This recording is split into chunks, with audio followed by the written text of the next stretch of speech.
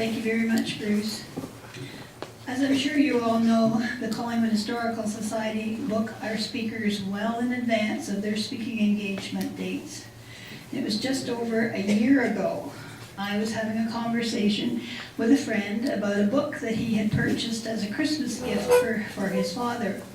And he happened to say that the book was so interesting that he went back and bought another copy for himself. So I asked him what the book was about, and when he said it was the history of Wasaga Beach, I really became interested then. So I asked him who the author was, and I was really pleased when he told me that it was Mary Watson and that she lived at Wasaga Beach. So I said, I would really like to get in touch with her, so he gave me her phone number, and the result is we have Mary here as our speaker tonight. Mary grew up in Collingwood, as I did, and as children we could all go swimming at Sunset Point or at Black Rock, but it was always a special treat to go swimming at Wasaga Beach, with its amazing sand beaches and sandy shore to play on. And later on as teenagers, Wasaga Beach drew us to the arcade on the main street, Osborne's Variety Store, Ted's 2x4 hot dog stand, or just riding in cars for miles along the long, hard-packed sand beach. Mary has lived many years in Wasaga, and she's the recipient of the Order of Wasaga Beach Award for her many years of volunteer work in that area. She's been involved in many different organizations, service clubs, and groups. She's been a member of the Cadets Club and is a past president of that group. She received an award for her volunteer work with the Rotary Club and is the town archivist. Mary is a volunteer liaison with Ontario Parks for the new Wasaga Beach Welcome Centre, and for many years has been a member of the Wasaga Community Theatre, including serving as its president. And during all this, Mary found time to compile the pictures and stories of Wasaga's past and has made them into a book, which she has brought some copies here with her tonight.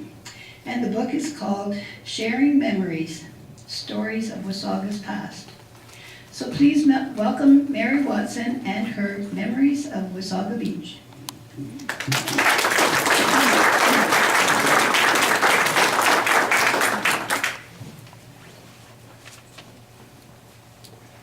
I should bring my papers. If you don't mind hitting the lights, there's a little video I'd like to show first.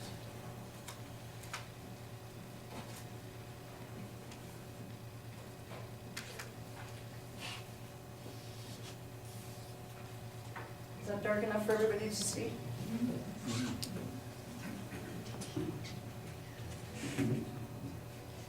Yeah, just crank that, Sharon. It's not getting bigger. Yeah, right there. Just hit that.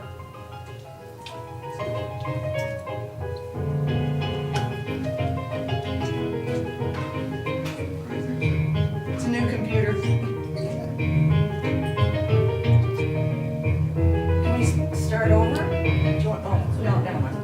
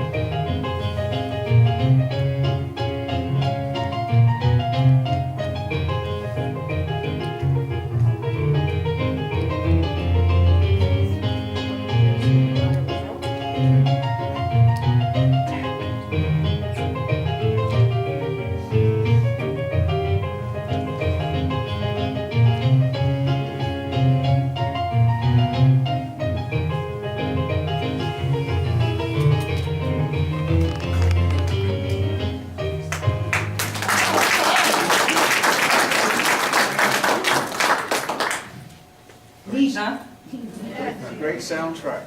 Is it? Yeah, yeah.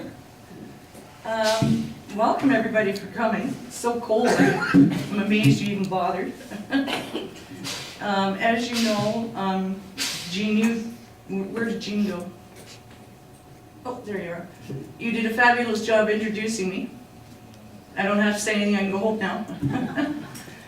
Yes, I was born in Collingwood. I grew up on Minnesota Street. My dad was Dr. Mitchell. My mom was Wilma. And I have two sisters, Catherine and Elizabeth.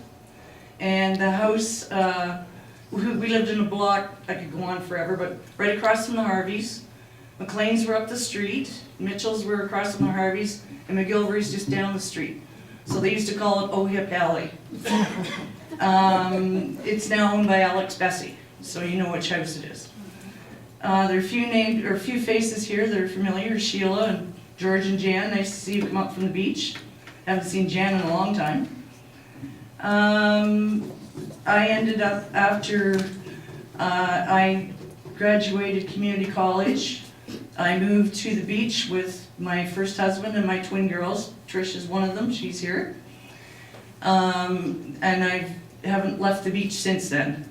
I have two more children, my second generation, and I've been there over 40 years, and there's no place I would be other than there. After 30 years of, I've got to take my glasses off, I can't read with them on. After 30 years of employment with the town, I retired in 2006, and I was appointed town archivist on a voluntary basis. With my love of history and the written word, it was a perfect fit. I've come to know many of the older residents who grew up here. Their knowledge is unique and their stories have been gathered, their stories must be gathered for future generations. Yes, we do have a history. A very interesting and varied history at that. My vision is for a larger archives and a museum. If Collingwood can have one, why can't we? So that we can gather the many items that are in Grandma's shoebox or Grandpa's garage before it's too late. The archives was officially opened in 1997. It's a small room within the library, contains many pictures, artifacts, signs, memorabilia. Hold on. And items that have been collected over the years. And it is operated under the umbrella of the town. I have a huge budget, $2,000 a year. And by the end of January, it's gone. It's operated on a voluntary basis. It's open Tuesdays and Fridays from 11 a.m. to 1 p.m. And a group of knowledgeable volunteers take turns making sure the archives are open on those days. Being located within the library really helps. We can share equipment and facilities. And with the library open all week, folks can drop in items for the archives or leave messages for us. There are many enlarged pictures at the archives, several picture postcard albums, and binders of newspaper articles, brochures, and pamphlets. Many of the documents and postcards have been scanned, which you saw there today. We can print out or email pictures to anyone wishing a copy. I have other things, invitations, pictures of official openings, that type of thing. Even when I was a young girl, I had a love for the English language and the written word. And when I first took over the archives, I spoke to Mike Gennings, who was the then editor of the Wasaga Sun, about doing occasional stories in the paper. Well, he thought it was a great idea. I got to work, and I amassed over 30 stories in about 4 years. And as time came by, people kept saying, you should put them in a book. It'd be kind of neat to read it. And I'm going, write a book? Yeah, me. But anyway, after a lot of thought, I actually did put a book together. And that's what's on the table. Now, one of my early attempts to gather information for stories, I invited 5 longtime residents to my home for a little meeting. So that'll be the first one, the top icon there, Sharon. Yep. Just double click on that. Now, the reason I've taken these pictures, because some of you folks might know these people that are here. I'd scanned many of the pictures and postcards, and I'd put them on a laptop, set up the card table in the living room, got a box of beer, a bunch of shrimp, invited the boys, and let them reminisce. The more beer that they consumed, the better the stories got. That's Ernie Osborne Sr., That was Osborne's Five and Dime. Bing Jowett, a lot of people will know Bing. And Claire Robertson, our first mayor and my first boss. And the next one.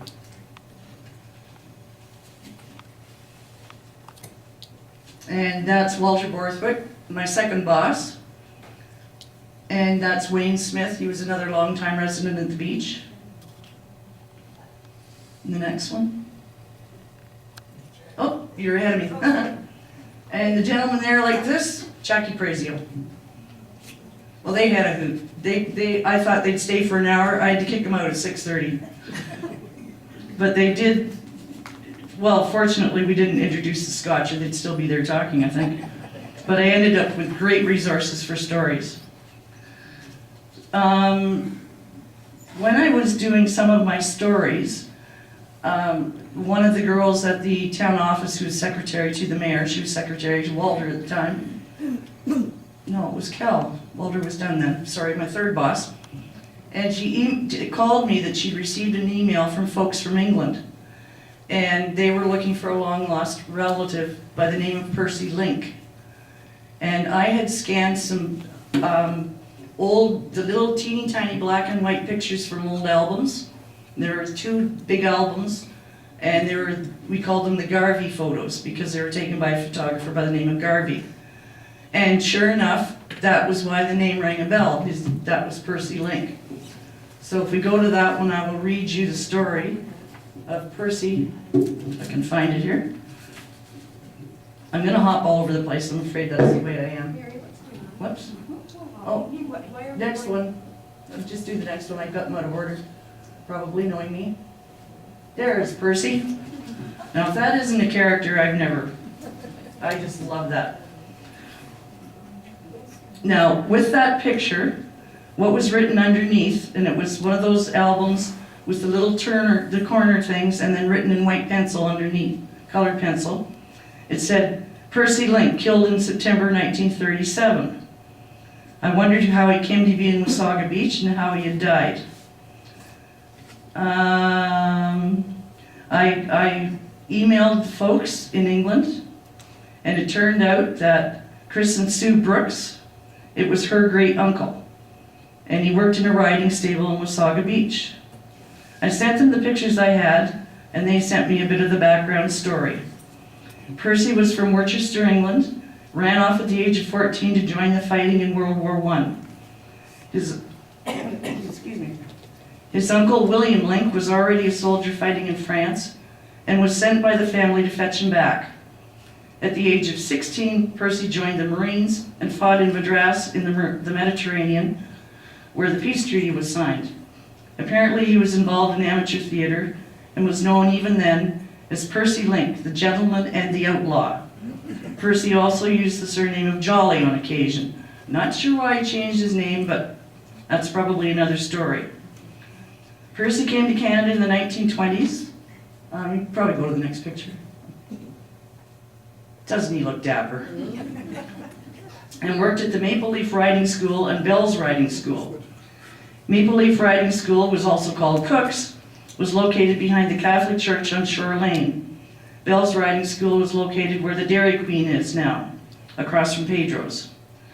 Percy took groups of people on horseback rides along the beach and was involved in horse racing.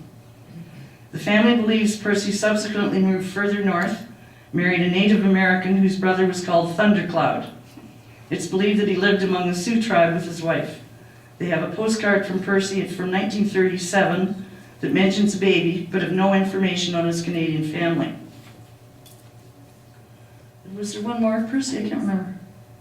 Oh, no, back up. In 1937, Percy decided to go to Montreal to say goodbye to 2 of his friends who were working for the railway. Apparently, after a rowdy day-long goodbye, he saw his friends off.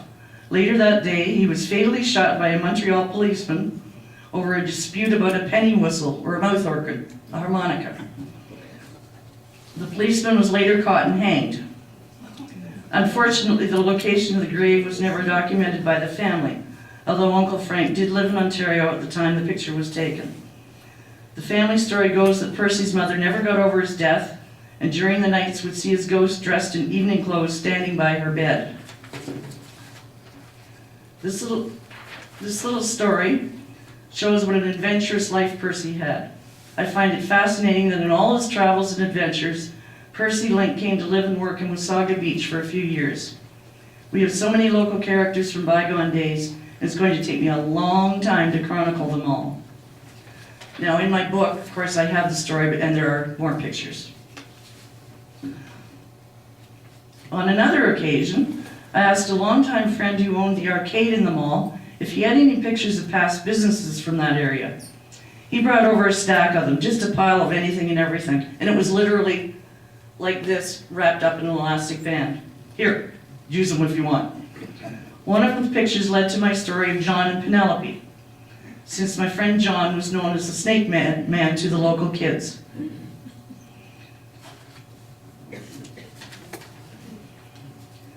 As a young child, John had always been fascinated with snakes. When he traveled with his parents, he would look for snakes and try to catch them, wondering why they'd received such a bad reputation. John became a naturalist and worked for the Department of Lands and Forests in the 1960s. He was the naturalist for Kilbear Provincial Park under the newly called Ministry of Natural Resources in 1971. He taught visitors the importance of snakes in our lives and for our environment, knowing that even the dreaded rattlesnakes play an important role. In this day and age, there are signs in provincial parks reminding people to break for snakes. The hognose and fox snakes are protected in our area, and fines for killing them are substantial. In 1976, John obtained an import permit to bring snakes back to Canada from South America. You can imagine the commotion at airport customs when John brought back a 6-foot red-tailed boa. John tells me that about 12 customs agents stood in a circle as he removed the snake from its case for inspections. Needless to say, it wasn't a very close inspection. Yep, there's a snake. In 1982, John opened the Terrace Mall Arcade on Beach Drive, while another operator opened a reptile exhibit in the pedestrian mall. When that operator ran into financial trouble and had to close up, John agreed to keep 2 of his snakes on display in the arcade. A Burmese python named Penelope, and that's Penelope there, and a red-tailed boa. Penelope was 13 feet long and weighed over 100 pounds, while the boa was 6 feet long and weighed about 15 pounds. Want to do the next one? During that summer, John introduced tourists to the big snakes, and they would hold and have their pictures taken with them. He would tell them facts about the snakes to lessen their fears and teach them why they shouldn't be killed. He would often take Penelope for a swim in the bay, which always drew a crowd. To the youngsters in the area, John became known as the Snake Man. Children would follow John to the bay to watch Penelope have a swim, much like the story of the Pied Piper.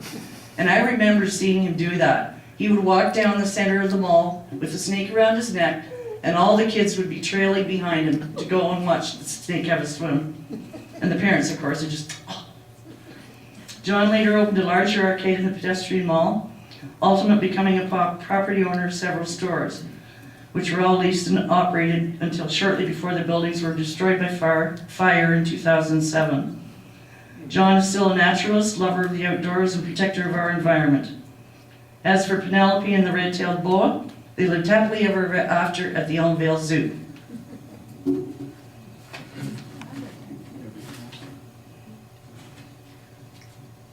We had an open house held at Waterside, which is one of our new retirement buildings in Wasaga Beach, to help promote the archives. And we had many exhibits and pictures from the archives displayed, several photo albums showing all the class pictures from our many schools. And if I digress a little bit about the postcard, or the school album pictures, Oxbow Public School, which is now Worsley, had a reunion a few years ago. And they decided they wanted to compile all of the class pictures from the beginning to current. So, of course, sure, I'll scan them, why not? So I did all of the pictures. Well, it ended up, we started getting pictures for the Wasaga Beach School, which was our first school, Silvercrest, Burns Ave School. I ended up with probably 12 albums of pictures and the kids' names, and boy, were they a hit. And I'm still doing that to this day. Betty will give me the latest year's worth of kids' pictures. Anyway, we'll go back to what I'm talking about here. I was given a picture of telephone operators. You want to do the next one? All of whom were local residents. And that led to my story, One Ringy Dingy. This is history calling. A few years later, an actual headset from the Noisy River Telephone Company was donated to the archives. And I took a picture of one of the operators wearing it. So if you bear with me, this one's one of my favorite ones, I'm afraid. Excuse me. Remember the days when you would pick up the phone and a voice would say, "Operator, number please"? Yeah. It brings to mind the TV show Laugh-In. And Ernestine, remember Ernestine? Working the switchboard, plugs and cords saying, "One ringy dingy, two ringy dingies, and is this the party to whom I am speaking?" We had telephone operators in Wasaga from the 1940s until dial phones came in, but our ladies were not like Ernestine. The Noisy River Telephone Company was privately owned and set up in Wasaga around 1945. There were also locations in Creemore and Stainer. The office was in the front room of a home on Duncarron Street, about 3 properties west of 18th Street, so where Moseley does the S-bend, and then down towards the beach. Local women operated the switchboards, and often folks would just give a name and the operator would know which number to connect. And I remember my phone number at home. It was 394. And the hospital was 29, and my dad's office was 39. Now that's stuff that's really important to remember, right? Can't remember my name, but anyway. Originally there were 45 numbers per switchboard. That was increased to 100 per switchboard when Bell bought the company in 1952. In the 1940s, telephones had hand cranks to ring the operator, and the switchboard had little trap doors that opened when a call came in. These were called magneto switchboards. The operator would then plug in the cord and say, "Operator, number please." Yeah, that shows that picture there. The operators had to put their headsets on in front of a mirror to make sure the speaker piece was positioned correctly. Now, when I was first told they had to put their headset in front of the mirror, I was thinking, who cares what their hair looks like? Nobody can see them, but it was to make sure they were. When Bell took over, one of their rules was that if you couldn't work for them if you were expecting. So a new operator would be hired while the other was on leave. Don't know what that had to do with anything either, but anyway. Apparently the pay was increased from $10 a week to around $16 a week. A lot of money in those days. There were only a couple of long distance lines available. And if there was a long distance call request, a handwritten ticket was prepared for billing purposes. There were also only a couple of public phone booths in Wasaga. And in the summer, tourists would line up waiting to make a call. And you could just see it too. You'd have one phone booth down near the main end somewhere and one further up. And the kids would be lined up to phone their parents, let them know that yes, they're still alive and, sober right now.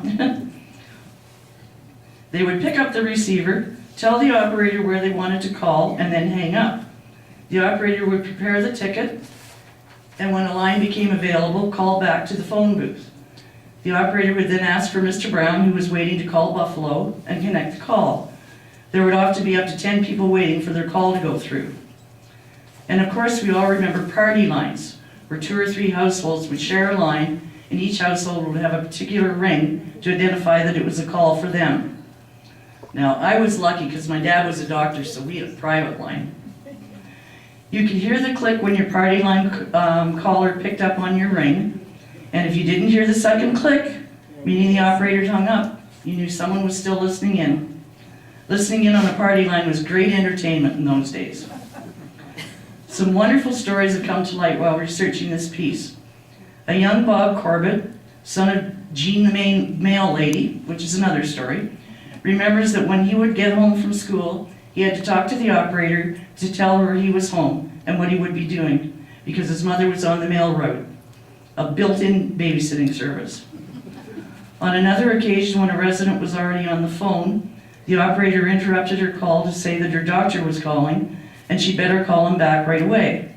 Since her infant son was ill in the hospital, it was a very important call indeed. If there was a major event happening, the operator would often know before receiving a call, because the switchboard would light up. This happened when the Georgian Manor burned down.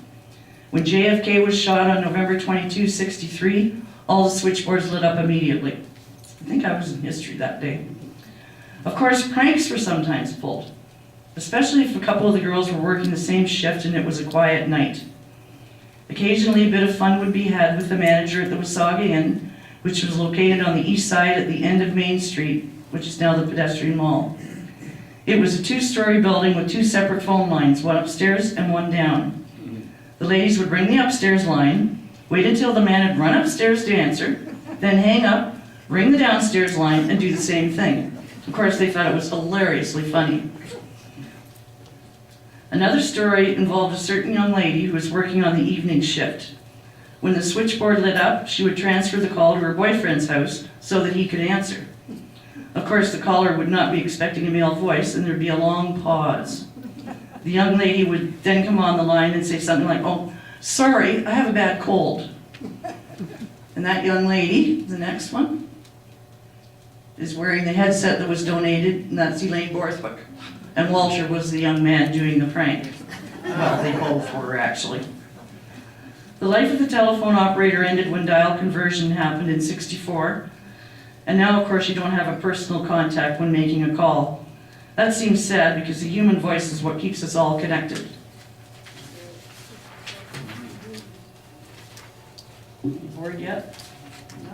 No? Okay. It's interesting. They're kind of neat little, just silly little things. My last story, and then I'll get back to the book. This one, if you want to do the next one, the El Morocco. Anybody remember the Elmo?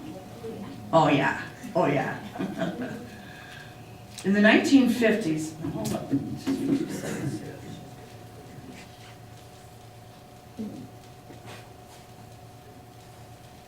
Sorry, it's winter. In the 1950s, the Wasaga Beach Chamber of Commerce was going through a bad stretch financially. They were in debt for a total of $900, a large sum of money in those days. 4 enterprising chamber directors decided to host a concert as a fundraiser. Ernie Osborne, now this is the senior Ernie Osborne, who owned Osborne's Five and Dimes, and as an aside, he just turned 99 and is still hale and hearty in Florida. Red McLean, who owned the Nottawa Inn, Norm Halden, who owned the Normandy Lodge, excuse me, and Sam Prezio, son of, or father of Jackie, put their plan together during several meetings, and I say meetings like this, at the El Morocco, Sam's place of business. As a few glasses were hoisted during their meetings, they decided that the Andrews Sisters would be a huge hit and make the fundraiser a success. They knew they couldn't afford the real Andrews Sisters or even a live band, but they did manage to get a magician to perform. Their plans, and unfortunately I don't have any pictures because Jack has yet to go through his dad's stuff. I bug him all the time. Their plans gradually fell into place. The word was spread and publicity went wild. The event would be held at the Starlight Gardens, an outdoor theater located on the beachfront, roughly at foot of what was then known as 7th Street, now part of Beach Area 2. Tickets would cost $15 to $20 and it'd be a one-night performance only. You can only imagine the excitement the proposed concert caused around the village. The Andrews Sisters were very popular in those days, and to have a group as famous as they were, why, it was just plain marvelous. On the night of the concert, the 4 chamber directors were very nervous. The theater was crowded with happy customers, eagerly awaiting the performance from the Andrews Sisters. When the sisters arrived and began to sing, who the patrons were seeing, of course, were Ernie, Red, Norm, and Sam, all dressed in drag and doing their best impression of the Andrews Sisters, with no backup music. They were met with loud boos, catcalls, and dodged items thrown at the stage. The 4 sisters quickly exited, the magician took over, and the audience calmed down. After changing out of their costumes, Ernie, Red, Norm, and Sam reconvened at the El Morocco to reminisce. A young Jackie Prezio, Sam's son, remembers working in the kitchen of the Elmo that night, listening and laughing at their renditions of the event. When all was said and done, The enterprise men had managed to raise a total of $1,600. The chamber was no longer in debt. In fact, a nice little profit had been made. Needless to say, no more big-name concerts promoted by the chamber that year. But we can safely say the event was Wasaga's first lip sync. Now that story is one of the stories that came out of the old farts meeting at my house. So it's what happens when you feed people beer. When I decided to do the book, I had to re-research all of the stories, of course. And I had to find all of the pictures that I'd used for the stories, because they'd been, over the course of 5 years, was that a picture loaned to me, or is that one I got? You know, that type of thing. And then we had to work on the layout. And that was a challenge. We had to keep color pictures on separate pages from black and white to keep the cost down. So we had to keep juggling things around. And proofreading. How many times can one read a story and still not see the typo? I've seen them here and I've read them 14 times. It got to the point that my eyes were moving but my brain wasn't on the same channel. So the stories were stuffed into a file folder and trundled down to Sharon's house, good old Sharon, and she got to the point where she wouldn't even talk about it. We were both cross-eyed. When I thought everything was coming together, I found I had to do a table of contents. What? Sounds easy, right? Well, you try to get everything in order when there are over 30 stories. You start doubting the order they're in, try to switch them around, then have to switch them back because the color versus black and the white, you know, that kind of thing. Then more questions. What font do you want? What type?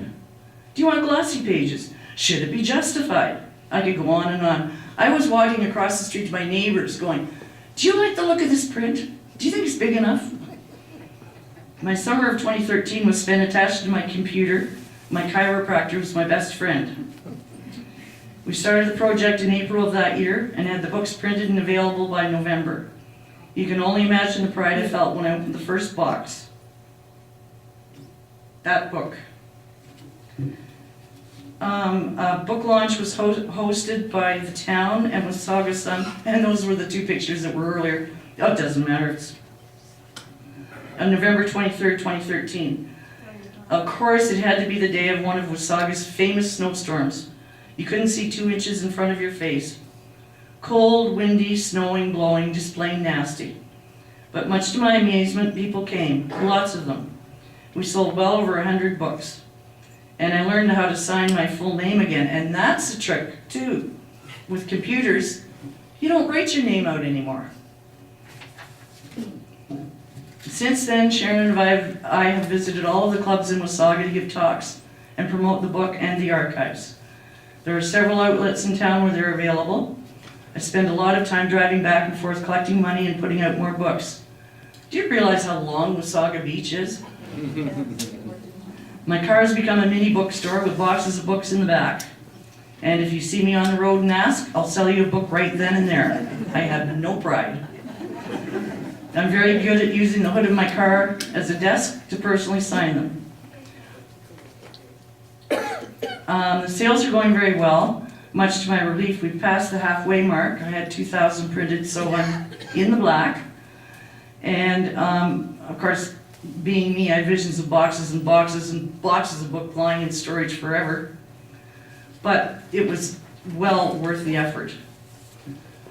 And that's probably about it. I had one other story about the mail lady, but I don't really have any pictures, so I don't know whether you want to bother with that. Does anybody have any questions? I'll put my glasses back on now so I can see who I'm talking. Hi! Anybody have any questions or? Yes, ma'am. Me? Yep, sure. Oh, when's your second book coming out? Oh, God, I don't know. I'm ready. I want you to. Oh, you want another one? Buy it, yeah.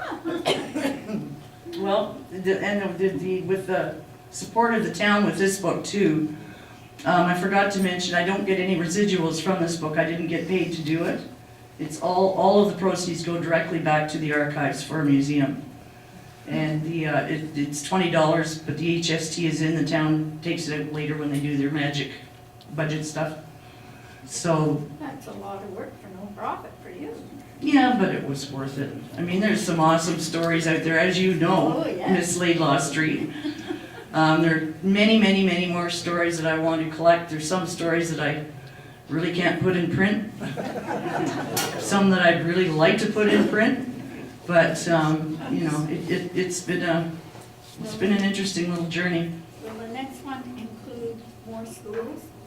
I'd like to expand. I do have a story in there on all of Wasaga's schools, which I think you probably remember. But I would like to expand more on each school and get into those details. Now, speaking of schools, Van Vleck School was our very, very first school.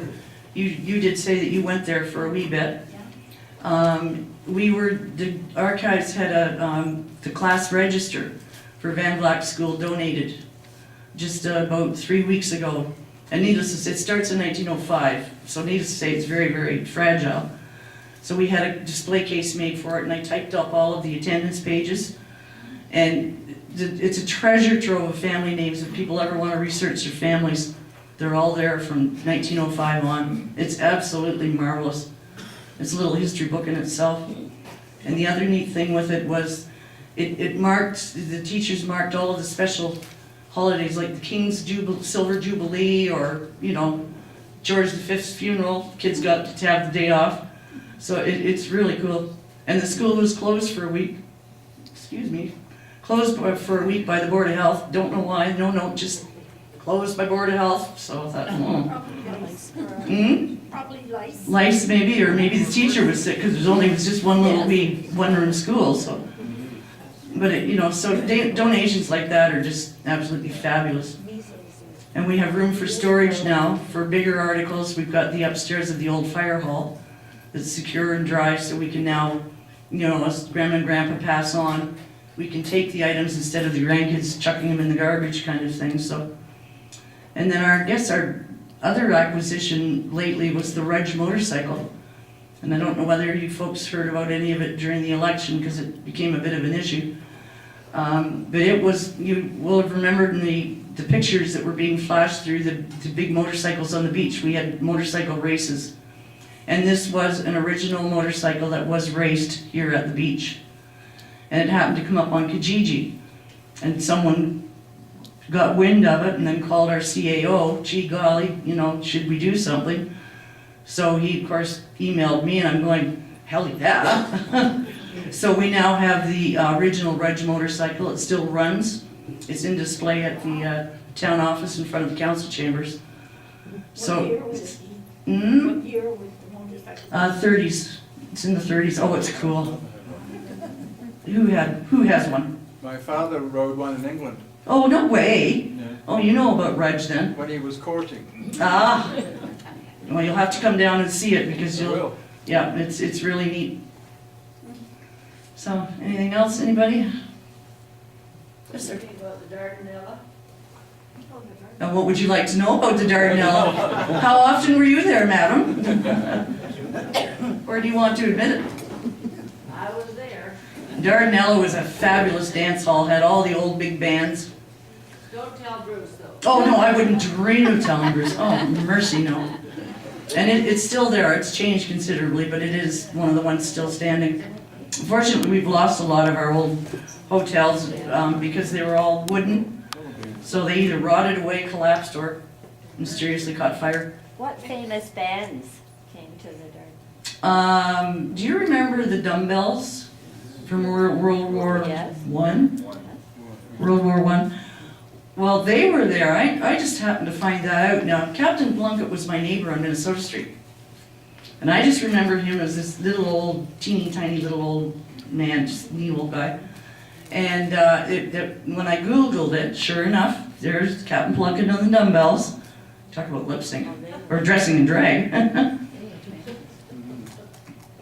I'm sorry, you had a question, sir? There was a photograph of a plane that was part of that movie. Yes, that's the Trail of the Caribou. Pardon me? The Trail of the Caribou?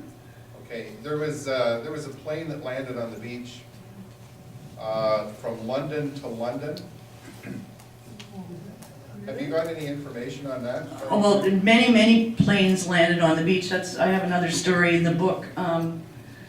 Amy Molitor landed there, and, oh, help me, Trish, I'm doing a blank here. Earhart, yes, Amelia Earhart. But the Trail of the Caribou, which is still another story in there, that was the first transatlantic successful flight, and it took off from Wasaga Beach and landed in England. And it was, because the beach is so hard packed, and apparently because of the prevailing winds, the way they come from the west, I guess, that was perfect for takeoffs and landings. And that's why a lot of the planes would come here. So, but that, and there is a model of it outside the Welcome Center at Nancy Island for the Trail of Caribou, showing the direction that it went when it took off, so. I'll try and get you a photograph of that. There's two gentlemen that went, or made an attempt to try and fly from London to London, landing in Wasaga Beach. They spent the weekend there and continued on, were lost in the Atlantic Ocean. Oh, really? Oh, I love that, yeah. That'd be great. What else do you kids have in your shoe boxes and that except how I need? We'd like to hear stories about Prohibition. Yes. And the little houses that were set up that went there only. Oh, and the bootleggers that we're not supposed to talk about. That's amazing how many people's mothers were bootleggers, let me tell you. Interestingly enough, Marlwood Golf Course, and I'm sure you're all familiar with Marlwood, it was in the township of Floss. Yes, township of Floss. Well, township of Floss was wet. Wasaga Beach was dry, really dry. So what they would do is, if you went out to Marlwood Golf Course and bought a $5 yearly membership, you could drink out at Marlwood. Or if you went over the bridge, the Main Street Bridge, the old bridge as we call it, go to the Yellowstonia. You could drink there because it was in Floss, it was wet. But if you came back this way, boy, you were just drinking water. I don't know that River Road East was Floss. Part of it was, yep, Beck Street. Where Beck's, the cutoff is Beck Street, Yeah. and Yellowstonia was on, just on the other side, yeah. I remember my mom and dad saying about coming down here and going there. My father was that manager of that place for many, many years. Which, the alley? Yeah. Yeah. And then the Normandy. Anybody else? Yes, sir. Could you share your dream with us with regard to the future? A big museum. What I ultimately hope to do is, because we're starting, now that the word of the archives is out there, we're starting to get a lot of articles and items now that are bigger than just little pictures. And we really literally just have a little wee room. It's 20 by 20 at the most, I'm guessing. It's small. But the library is also looking into funding to build a new library because they've outgrown themselves. And they want us to partner with them. And that's going to depend on provincial funding, council, that type of thing. And that's down the road. That'll be 10 years, I'm guessing. There is property tentatively set aside at Stonebridge where, and you guys possibly familiar with Stonebridge, where Boston Pizza is and that type of thing. The developer there has set aside a good chunk of property that would work for the library and for a museum. And then they could do a proper museum that's properly air controlled and that type of thing. Because right now we're literally winging it. I mean, if you came down, Melissa, you'd probably, your eyes would roll to the back of your head going, oh my Lord, what is this? But it's the best we got, so. Yes? Are there any hotels still left in Wasaga Beach? Oh, we got lots of hotels. They're all newer now. None of the old original ones are left. No, but are they hotels or motels? Both. Yeah. Depends what you want to call them. A lot of, nowadays, I don't think the name really constitutes. I keep thinking of things like Deerhurst and places. In Yeah, we don't have any lodges that big and fancy, no. Someday. Our problem is the Four Seasons. We can still have trouble supporting those shoulder seasons. And I think Collingwood's so lucky because you've got the ski hills. We've got snowmobiling, which is fantastic, and we've got cross-country skiing, which is really good. They're good trails, aren't they, Trish? But the shoulder seasons are what the big hotel people, they come in and they look and they go, can't make enough money for the year, so. Yes, sir? You know Thelma Morrison? Yes. Thelma just passed away, actually. Yep. Did she have a role to play in your department? Thelma started the archives. Yeah. Yep, she started the archives. If it wasn't for Thelma, we wouldn't be here today. That's for sure. And the archives came through Thelma writing her book, the Wasaga Saga. And I happen to have copies of that in my car too, if you want. But when she was done, she needed somewhere to put all of the items that she collected during her research. So she approached council, and council agreed to create the little room in the archives for her.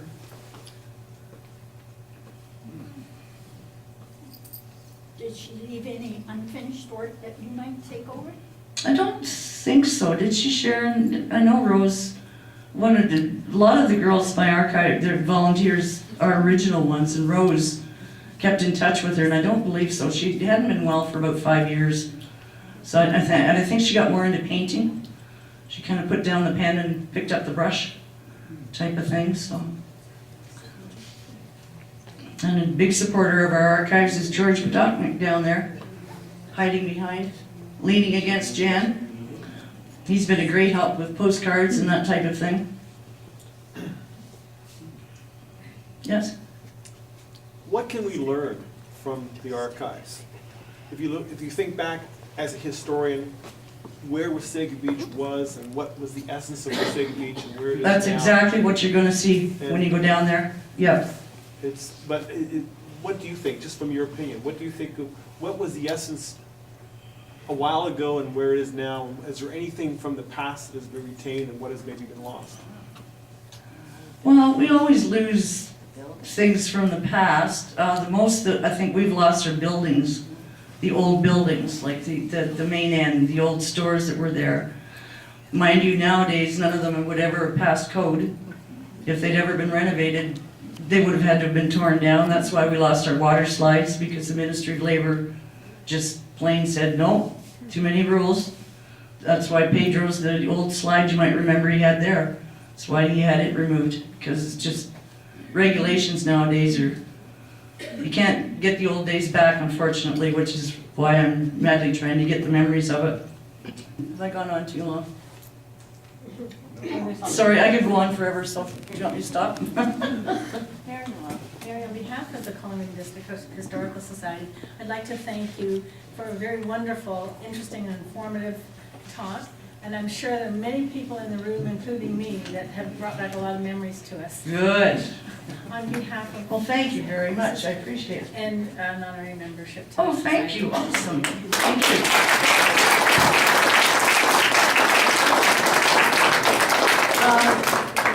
Where did, oh yeah, apparently I do have that PowerPoint. If anyone wants a book, I'll be happy to sign. So, thank you, folks.